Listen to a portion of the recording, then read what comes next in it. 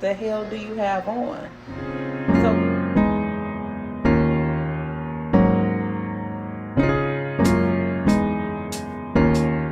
ladies and gentlemen, welcome to the Dry Down. Today, I got a vibe for you guys as always. Welcome to the capsule selection. We're going to talk about today exploring the kind of fragrances that feel like something a mogul would wear, something of $1 million player, something anywhere from the legacy of millionaires in sports, music, and entertainment, all the way to the C-suite. We're going to talk about fragrances that really sit well and capture the essence of the jet setter, the cabin in the jet setting situation. The scent trail left behind with these fragrances are one for those like to close $1 million deals. These are the $1 million scents. These are profiles and perfumes that don't just smell expensive. They have a great embodiment of sensuality and sexuality, but they are scents that have a great gravitas and complexity. And that's the thing about these particular scents, because the way I want to have these embody you and embody success and embody me is because they are success-driven scents. They have a seduction and a serious sophistication about them that I know you will love. And if this sounds like the type of content that you think you'll enjoy, pull up a seat, pour a glass, and of course, let's enhance.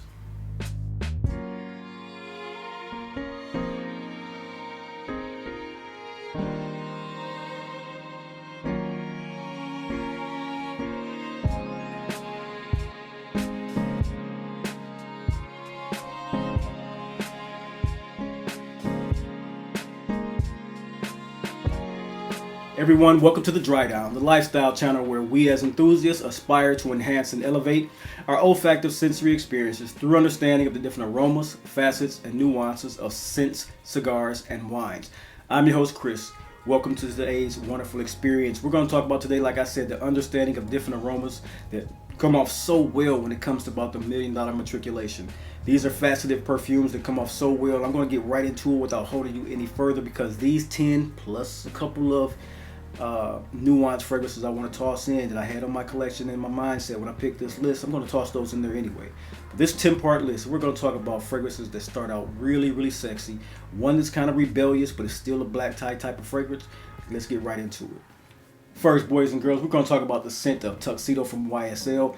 Many of you who have been around this actual channel for a while know that I broke my bottle of YSL Tuxedo, and I was able to save it in a decant bottle from the where did I get this from? Amazon website.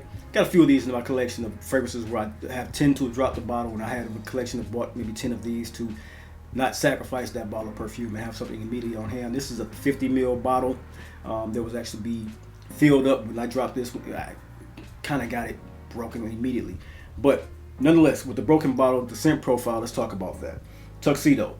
This is a scent that has a dress code in mind that is about the scent. Let's talk about the scent. What happens is this, to me, when I think about this was a spice and shadow play of sensuality and sexuality. It has that spice, like I noted, the ambergris, the actual patchouli in this one is one of the most phenomenal smelling patchoulis that you're going to get on your skin. It's a very, very mass appealing fragrance with a lot of gravitas. It's one that has this almost this air of a velvety sky, this air of a velvety touch to it.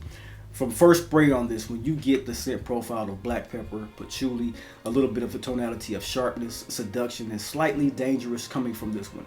It's a very sensual fragrance, and yes, it does still have the remnants of the pepper in this one, and that's why when I often smell these bottles and I often smell these atomizers while not spraying on scent strips, I still get the nuance of so many of these essences, and then the memory comes to mind. This one here, when you place this one in a dimly lit lounge, a jazz lounge, somewhere where the music is humming low, you have crystal glasses in hand, and you're just one that wants to be into the sensual mood, the dark mood. A glimmer of freshness from this one brings out bergamot and rose, but at the end of the day, the dry down on this one is one that you want to wear silk lapels, catching the candlelight off that shimmering glass, and you want to smell of an elevated individual. It has the name for a reason. Tuxedo from YSL is one of the great fragrances that really come off smelling like $1 million baby. Get your nose on that one. Next up on this list, ladies and gentlemen, we're going to talk about a gem from the house of Maison Francis Kurkdjian. This is a scent that has a lot of royal depth to it. This is Francis Kurkdjian's take on oud, and it's nothing short of an architectural luxury perfume. This one is built so well.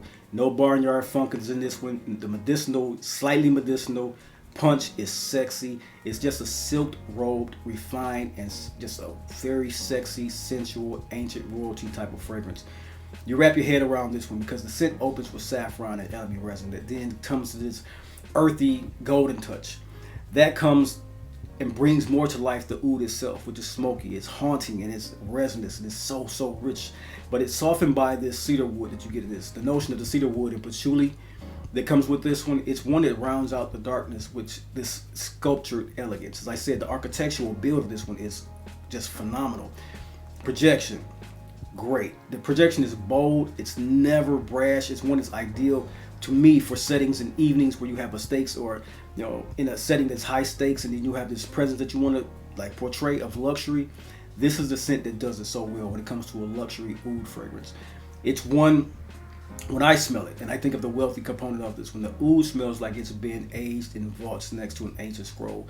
I say that with all intention because it's one that has this rarity of being clean while almost having this this profile of yesteryear. And I don't mean vintage, I mean yesteryear, like ancient, like you sitting next to rarity. And that's one about this one. It's one that doesn't just scream money, but it hums the influence of money. And that's what I like about this one. This one is really a compliment getter. It gets compliments in the wild. You wear this and someone might say when you enter the room, damn, you smell so interesting. What is that on your skin? What is that? What's that smell you have? That's the type of compliment you'll get while also being seductive because of its use of elemi and oud. Once again, this is a scent that just screams millionaire. That is oud from the house of Maison Francis Kurkdjian. Next up, a scent like Jubilation 25 could not be left off of this list. This one is from the house of Amouage, and this one is a regal whisper. This particular scent, year after year, time after time, it's a scent that will not die in the community because it is just that beautiful of a royal style perfume. This one by Bertrand Duchefort, the master perfumer behind it, is one that is something that you would have thought and think of an emperor to wear. They're wearing this to gallery openings. They're wearing this to the French Quarter. They're wearing this to the best parties in New York City, to LA and Toronto. This is a very, very gorgeous wearing scent. It opens very majestic. It opens with this blackberry and frankincense, and they use, in this particular scent, the very best Omani frankincense that they could find. I know that this is one of the most compelling fragrances. It's draped in honey warmth. You get this spice of coriander and cinnamon inside of this one that just really whispers when it hits that oud and the Paponax field. It's a fragrance that is, with all intentions, it's altogether tied to a rich amber base. And that intentionality and that structure gives off the golden hue that I spoke of in the beginning. And it's a scent that just like a cashmere sweater or a cashmere robe. It's in this golden nature. It's mature, it's wise, it's full of spark, it's sexy, it's confident, but it's built for a legacy and not an ego. And that's the one thing about carrying yourself like a wealthy individual. You carry yourself with legacy, with confidence, but you don't have to be ego and don't have to be brash. This one smells of wealth to me because the way it comes off like old money meets modernity, it's a mystique to it. It doesn't compete with trends. That's the one thing beautiful about this. And it is one that truly, to me, in my collection, has set a note to me that it's a benchmark, the benchmark DNA. That is Amouage Jubilation 25. And it is one of the most phenomenal, luxurious smelling fragrances that money can buy. Get your nose on that.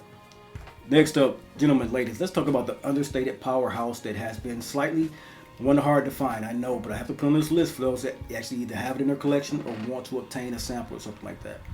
This is Ormonde's Black Gold. Black Gold is one of those fragrances. I paid full retail for this very early in my collecting.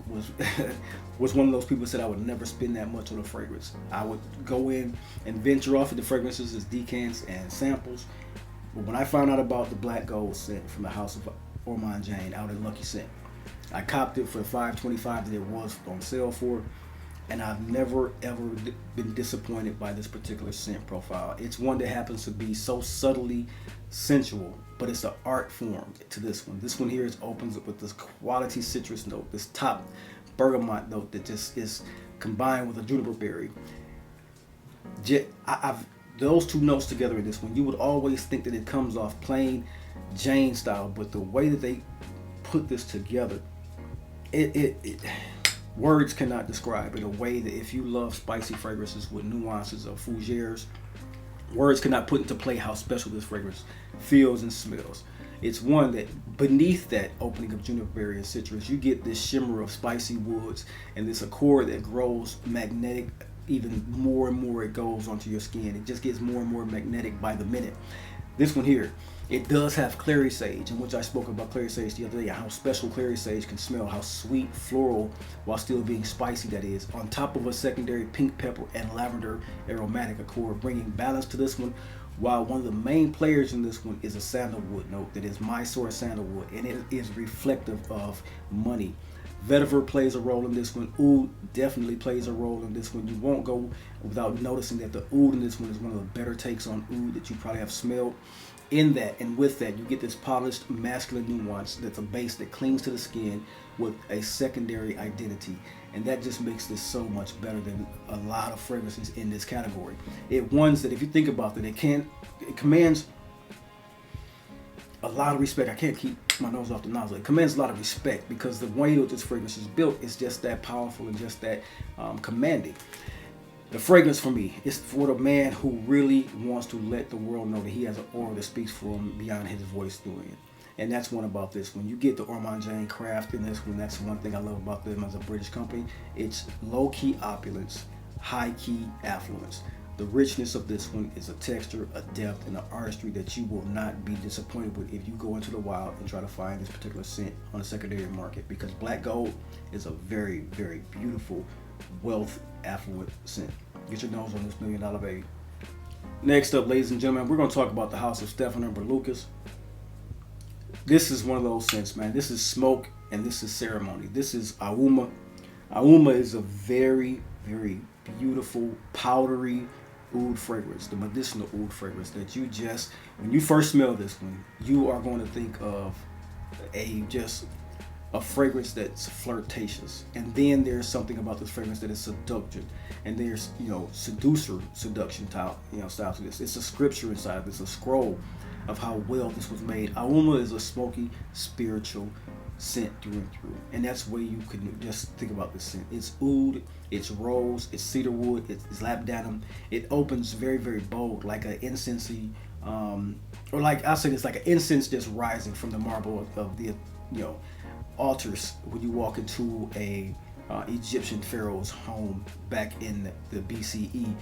I say that to say that you will smell the ancient journey that this takes you on, because this scent moves between dense oud smoke and resinous spices that are just sexy.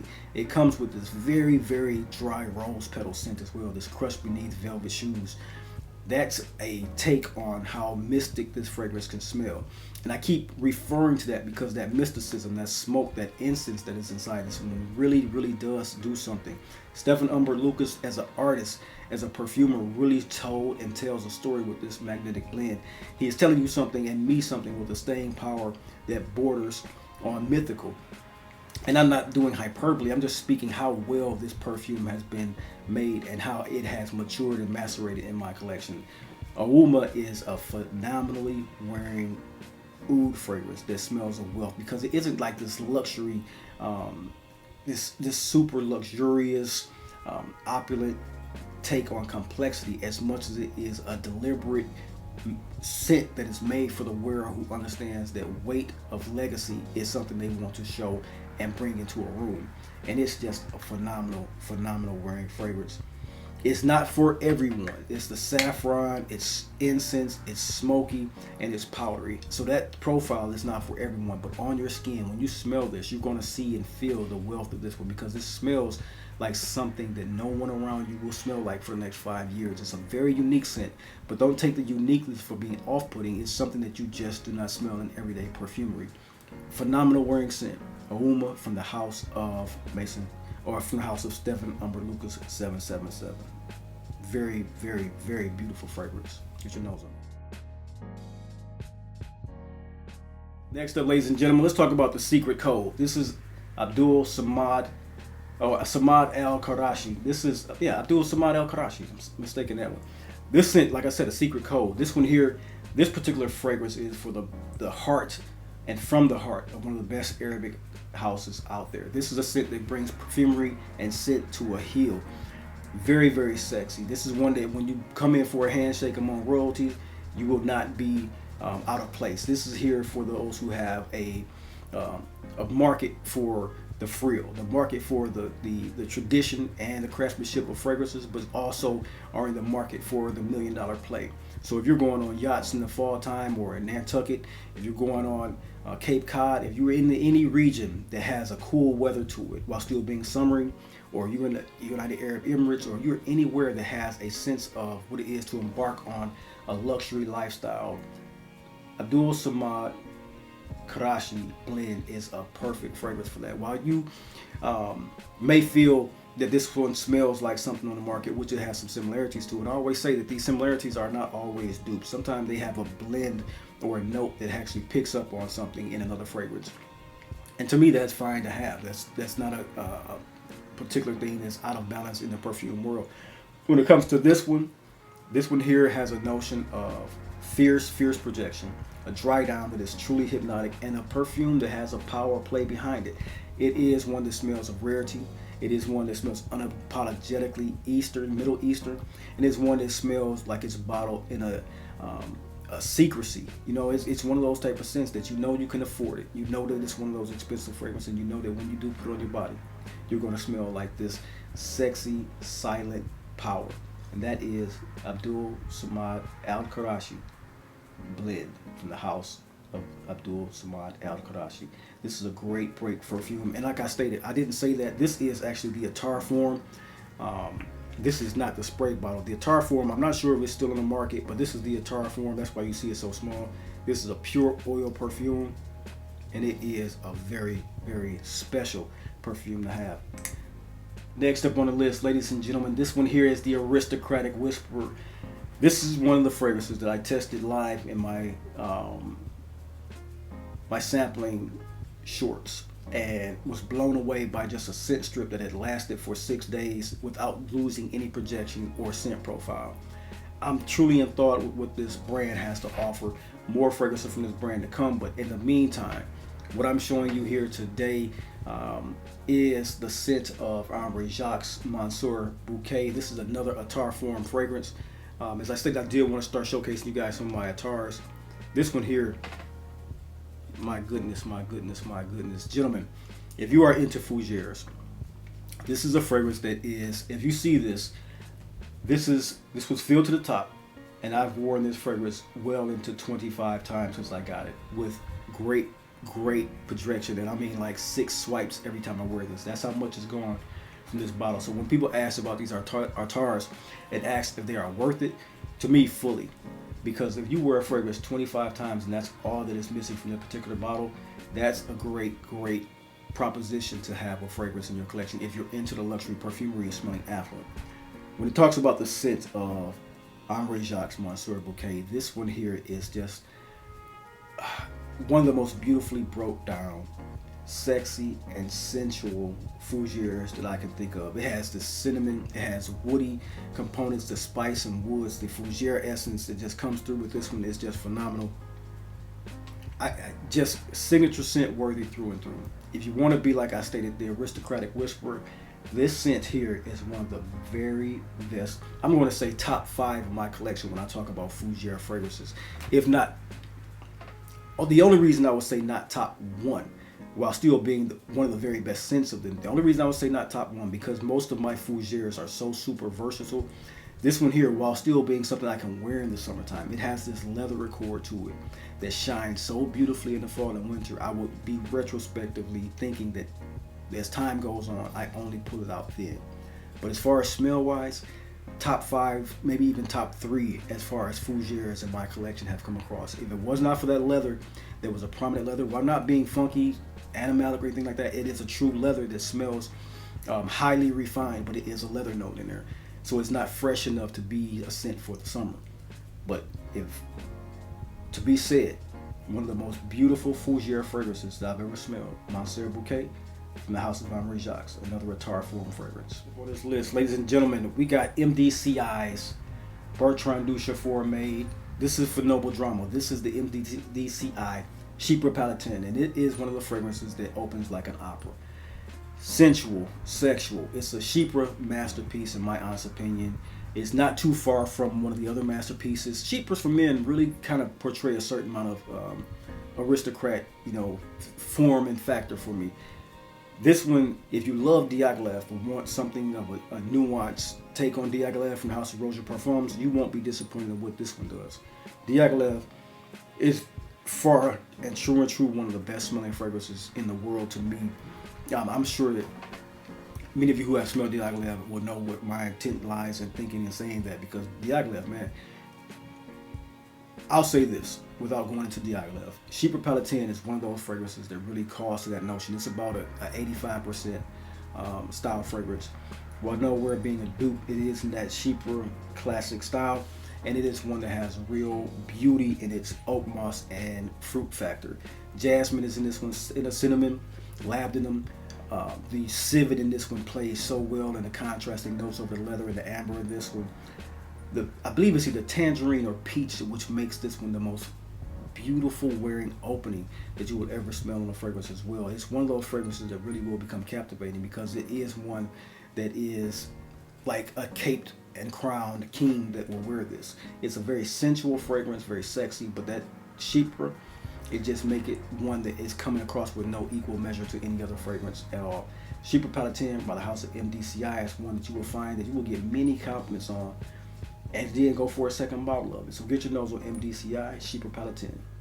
Next up, ladies and gentlemen, let's talk about one more attar. These attars are form factor fragrances that really come off opulent, luxurious, and you won't get a scent profile, in my honest opinion, from what I've been doing in my collecting.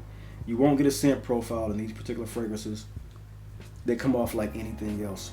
They are so rich and so deep and so complex that they smell so, the evolution on them, the way that you have to wait for the oil to dry down, the evolution is, this one, it's just red velvet, smoothness and power. It's saffron, it's rose, and it's cade, juniper cade, but you get this chocolatey nuance from some of the notes in this one. There's, of course, a blending process behind this one, but the saffron in this one, if you've ever smelled an expensive saffron note or an expensive saffron perfume and you thought it smelled expensive, wait till you get your nose on Saffron Hamra. This one here is spices across the world. This one is a sexy, sexy feeling on your skin. It's like you just rolling in rubies when you're wearing this particular scent. It's just that opulent. When I got this, I never smelled anything as close to this one as that saffron note. It's smelling of richness. It's warm. It's rose. Saffron and oud is in this one playing a role, I think. Of course, like I said, the cade, the juniper, it's one that brings about this nuance. I also think that you get a little ambergris in this one as well, because that one, you can smell the richness while it's being ambery and selenic at the same time, and the smoothness, creaminess to this one that smells like sandalwood. So in breaking down this particular scent, you will get something that comes in full bloom of spices and woods, and it clings to your skin for hours. And breaking down this particular scent has been one of the most fun tasks and journeys of me wearing it, because it only mentions 3 different notes in it, but there's plenty more to be done with this one. It's one that smells wealthy because it's on the skin that smells of status. It just radiates elegance off of your skin, and it's one that has this flawless refinement with every passing hour as it dries down on you, and that is Saffron Hamra from the house of Amouage. Get your nose on that very intoxicating scent that just smells so, so good on the skin. The chocolatey nuance is what really gets the compliments rolling on this one. Ladies and gentlemen, number 10 on the list. This is the last of what I want to talk about. This one here is Stoic Power. Stoic is just the apropos word for this one. This one is Roja Dove's tribute to his homeland. This is Great Britain from the house of Roja Parfums, and it's one that feels like a royal decree. It's smooth, it's leathery, it's lavender, it's orris root. It's one that floats this beautiful refined notes in one conjunctive complex fragrance. It's cedar, it's velvet, or vetiver, it's velvety, it's spicy, it's warm, it's dry, it's elegant, it's deep, it's masculine. It's one of these fragrances that really smells great when people want to put leather on their skin but want the smell of something floral as well.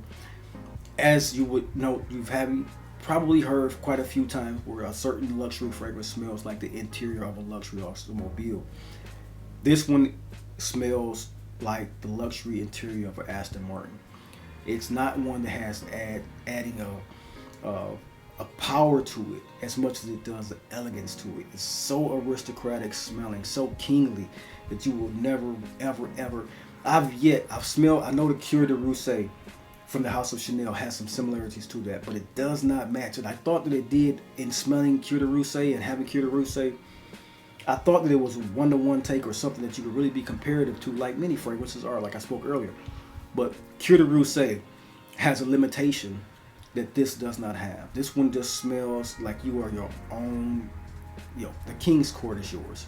This is a very beautiful take on orris, leather, violet, and if you are into luxury leather fragrances, this is one that really, really takes the king's crown.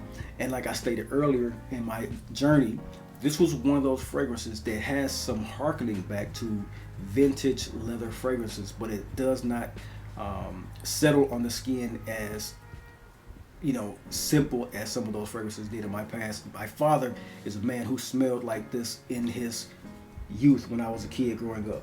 The leather note and the spices in this one, but this one takes its own complexity to a new level, and you will never find another fragrance, in my opinion, that smells this masculine, but this floral, this leathery, but smooth cashmere like. The complexity in this one is a phenomenal scent. That's all I need to say about this one. This is Roja Great Britain, and it is number 10 on this particular list. Last on this list, gentlemen, I wanted to bring out one of the last and final attars for this particular list. You're going to see more of these attars coming this fall as the lists start to grow and go. But as a scent profile, what you get from the attar form of Alexander II. If you're a fan of the Alexander II line, which I am, I've professed that many times, Alexander II is one of my top 10 fragrances of all time, and that's rose, palisander, sandalwood, sexy incense, and oud. Virtually one of the best fragrances that I've ever smelled in my life has been Alexander II. I know that many people talk about the new batches and stuff like that. I must say I have not smelled a newer batch. My bottle is about 3 years old now, maybe 4. The first iteration was one of the first launches of that particular scent, and now the attar form. It is phenomenally made. It is one of the best concoctions of oud and spices, cinnamon, sweetness. It's floral lavender. It has this Provençal lavender in it that smells so sweet and seductive. It's like you're walking through a field of lavender in Grasse, Paris, or France.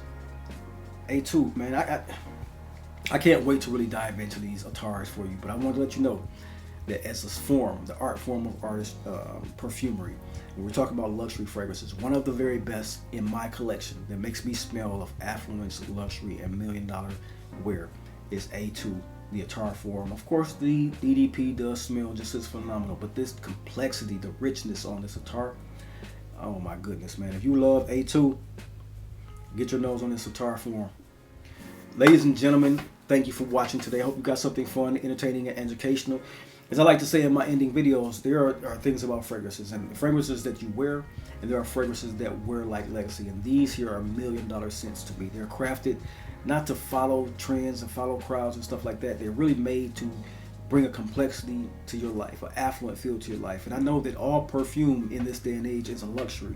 But when you go across that line of reaching into what it is to have a niche perfume that has a luxury intent behind it, smelling these is one of the first I would recommend. They redefine and define what it is to have a luxury perfume on your body. All the way from A2 at the end to the first scent of Tuxedo from House of YSL. They have a scent profile about them that really calls to what it is to have a beauty and luxury feel about them. Always, as I always say too, man, you gentlemen, scent is memory. Collecting is legacy, and community is culture, and we're here to dry down. We are committed to making the very best culture on YouTube. So I want you guys to stay bold, stay balanced, keep enhancing, and until the next video, you guys stay blessed. I'll see you in the next one. Peace.